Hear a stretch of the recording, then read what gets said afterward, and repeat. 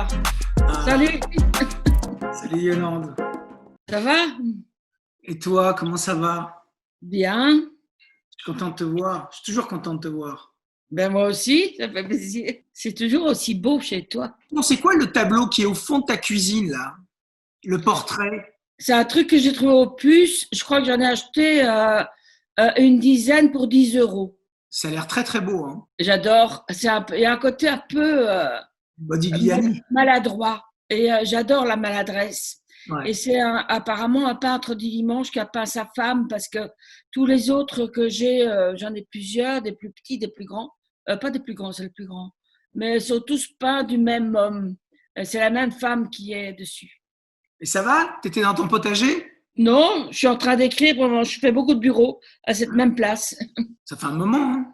Bah oui, mais je l'avais laissé tomber. Maintenant, j'ai plus le choix, j'ai le temps. Et tu arrives à travailler pendant cette période un peu compliquée comme ça Je suis comme les chevaux, je suis en train de mettre des œillères et je sais pas si je pourrais le faire ou pas. Mais en tout cas, du coup, ça m'excite très fort. Il se fait je l'avais recommencé en écriture avec une copine scénariste et juste avant que je suis dans un moment d'excitation, donc ça tombe bien. Je sais pas s'il pourra voir le jour un jour, c'est un peu angoissant. C'est Ouais. sûr que tu iras au bout de ça, mais c'est quand? Tu vois, c'est ça, c'est quand et puis comment? Parce que tu vois, j'entends tellement de gens autour de moi qui n'arrivent pas à travailler, qui trouvent ce temps complètement empoisonné, qu'il n'y a pas de projection, donc ils n'arrivent pas à se projeter. Toi, tu y arrives. Mais je m'excite avec mon projet. Je te dis, je me mets des œillères parce que par rapport à ce qui se passe, c'est quand même inquiétant pour beaucoup de gens, pour ce qui va suivre. Je trouve ça inquiétant, mais enfin, est-ce qu'on va changer de société? Pas. Je laisse ça pour la nuit. La nuit, j'y pense plus. Alors, ce qui est fou, c'est que La Bonne Épouse, le dernier film de Martin Provost dans lequel tu joues, a été arrêté après quelques jours d'exploitation. Le film marchait super bien. Comment tu as vécu cet arrêt brutal? Est-ce que c'est quelque chose que vous aviez imaginé avant? Mais on le sentait venir à cette époque-là parce que je me rappelle qu'on m'avait demandé de faire de la promo en Suisse et j'étais très inquiète. Je me dis, on va voir plein de gens, c'est pas le moment. Et donc, ça flottait déjà, c'était début mars, donc c'était quand même déjà bien dans l'air, quoi. Mais évidemment, je trouvais ça dommage, très dommage euh, pour le film. J'espère qu'il va ressortir autrement. Martin est assez serein avec tout ça aussi. Il se dit qu'il a fait son taf. C'est dommage qu'il ne soit pas vu. Mesdemoiselles, mesdemoiselles, un peu de silence, s'il vous plaît.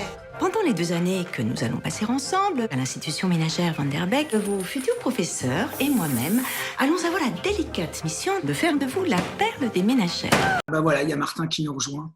Martin Provost, bonjour. Bonjour Martin. Ah, Yolande! Ah, on se marre encore avec la technique. Pourtant, c'est quand même triste, mais on se marre. Bonjour Martin. Bonjour! Je m'appelle Ça va Fabrice. Enchanté de vous rencontrer. Moi aussi. Alors, justement, on parlait un petit peu de l'arrêt brutal de votre dernier film, La Bonne Épouse, qui fonctionnait très très fort. Alors, j'ai différentes questions. Est-ce que d'abord, vous imaginiez que le film puisse avoir pu être arrêté comme ça? Parce que c'était dans l'air à ce moment-là, non? Oui, c'était dans l'air. On n'imaginait pas aussi vite, hein, puisqu'il a quand même vécu 4-5 jours et on se disait, bon, ce que disait le distributeur, j'espère que ça va tenir 15 jours pour pouvoir gagner assez d'argent pour pouvoir le ressortir. C'était ça son idée. Et puis, le confinement a été décrété très, très, très rapidement et le dimanche, c'était terminé. Il est question qu'il ressorte, hein, Martin, non? Bon, il va ressortir, oui, il est toujours là et c'est pas fini. Non, parce qu'il y a beaucoup de films qui sont sortis pendant la même période, qui sont directement sortis en VOD après. Et vous, votre film, il va vraiment avoir droit à une ressortie sale, si tout va bien. Si le monde tient encore debout, quoi. Si le monde tient encore debout, si les gens décident d'aller au cinéma, si les salles sont sécurisées, si ce putain de virus nous fait un peu la paix, oui, le film va ressortir, bien sûr. La bonne épouse est avant tout la compagne de son mari, ce qui suppose oubli de soi et bonne humeur. Arrête! La bonne épouse, en fait, donc c'est forcément le portrait de plusieurs femmes hein, dans une institution où on apprend à des jeunes filles de devenir des bonnes mères et des bonnes épouses. Et donc le postulat de base coïncide aussi avec 68, avec un mouvement révolutionnaire. Est-ce que ça, c'était quelque chose qui était conscient dès le départ ou est-ce que vous vouliez en tout cas confronter ces femmes à un épisode révolutionnaire? Je voulais que le film raconte ce qui a existé, c'est-à-dire qu'est-ce que c'était que les écoles ménagères, puisque tout le monde a oublié ça. Qu'est-ce que c'était que les écoles ménagères dans les années 60, en sachant qu'elles ont toutes disparu en 70, et tout en faisant, et on voulait que le film soit drôle en même temps, une espèce de survol de ce que c'était qu'être une femme, donc Paulette Van Der Beek, la directrice de l'école, sa sœur que joue Yolande, qui est une jeune fille éternelle parce qu'une femme sacrifiée, comme il y en avait, mais il y en avait énormément. Moi, j'en ai connu des femmes sacrifiées qui coiffaient Sainte-Catherine, qui ne se mariaient pas et qui généralement s'occupaient des parents quand ils étaient âgés. Et c'était fondamental pour nous que le film se termine avec 68 parce que c'est là que tout a commencé à se transformer. On n'en a pas parlé en 68. Mais la libération féminine a commencé là et le MLF a été créé en 70. Yolande, tu avais entendu parler, toi, de ces écoles de ces écoles de formation Oui, j'avais même trouvé un livre opus à Bruxelles sur l'éducation des femmes, comment il faut se comporter. C'était ahurissant quand même. C'est des bouquins du début des années, je sais pas, peut-être 1920, 1930, mais je trouve qu'on a tout cet héritage, nous les femmes, judéo-chrétiens, de comment se comporter avec le mari, etc. Alors, ça nous paraît incroyable quand on lit les lignes, mais on a des restes de ces choses-là. Quand on voit ça, on vient de loin, quoi. Quand on voit le chemin qui a été fait, c'est un sacré chemin, mais je dis toujours à mes petits-enfants, battez-vous parce que c'est pas fini. Absolument rien n'est acquis, c'est sûr. Non. Vous dire que j'aurais un carnet de chèques à mon nom. Elle m'a dit d'aller siffler là-haut sur la colline. Une bonne épouse se concentre sur ses tâches ménagères. Je veux te revoir. Non! Afin de ne pas céder à toutes ses tentations. En deux mots, mains occupées, mauvaise pensée chassée. C'est votre troisième collaboration ensemble, c'est ça hein?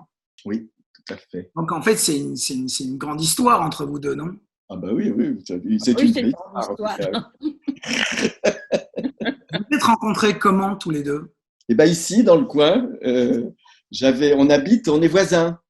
On habite à la campagne tous les deux. On est à quoi 2-3 kilomètres l'un de l'autre, même pas. Hein. Quand j'ai découvert cette histoire, l'histoire de Séraphine, j'ai croisé Yolande, mais qui ne me connaissait pas, je l'ai vue dans un petit supermarché là-haut, près de chez nous.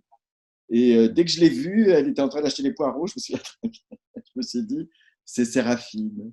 Et j'ai appelé l'entrepreneur qui était en train de refaire ma maison, qui se vantait d'avoir fait celle de Yolande.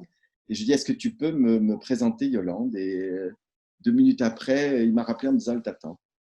Et donc l'entrepreneur me dit, il y a un petit jeune qui veut vous rencontrer. Je lui dis, il n'a qu'à m'appeler. Le petit jeune, c'était lui. Moi, je croyais que c'était, je me dis, bon, il n'a qu'à passer. Il est passé l'après-midi, voilà. Et il m'a parlé du projet, Martin, et j'ai tout de suite dit oui, ce que je fais rarement.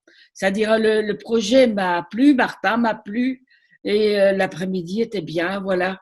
Et j'ai tout de suite dit oui, ce qui est très rare. J'avais des photos, des tableaux, j'avais un peu de documentation, des choses comme ça. Et j'ai tout montré à Yolande, j'ai raconté un petit peu comment je voyais les choses et ce que je voulais faire.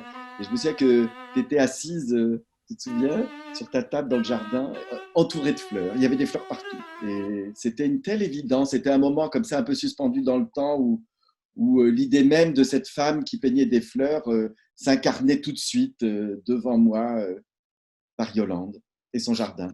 Mais il y a quelque chose de très instinctif chez toi, Yolande, hein, avec les gens avec lesquels tu travailles. Hein, tu les sens tout de suite. Et puis après, c'est généralement des collaborations à long terme. J'aime en tout cas toujours bien retrouver des gens avec dont j'aime le travail et avec qui je m'entends bien. Ça n'exclut pas que je suis toujours contente de faire des expériences nouvelles et d'aller là où je ne sais pas. Il y a quand même toujours ce côté intuitif chez toi, non? C'est toujours très spontané, en fait.